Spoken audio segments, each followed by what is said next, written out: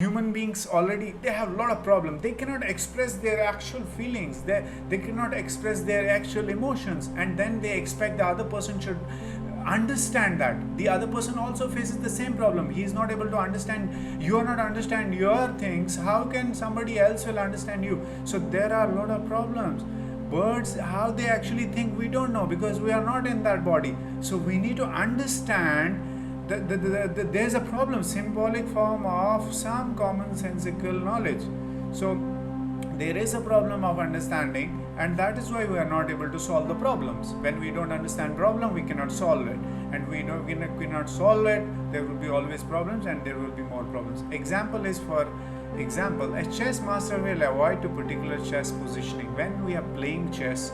And in AI, chess is the basis, like it was basically Alan Turing created that game. And chess, when we play chess, so they're giving example, master, when master avoids the positioning of some, like he feels like there's an opposed thing, the other person might take this step and I might lose in long term. Or an art critic can also take one look at straight, realize that it is a fake.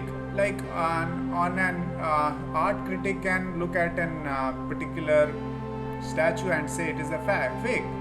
And these are non-conscious, that sub-symbolic intuitions or tendencies in the human brain. Okay, we perceive, we say it is a fake, it's not good, and it might be. So sometimes we are wrong, somebody is doing this, that. Knowledge like that, this informs, supports, and provides a contextual context for symbolic conscious knowledge. Okay,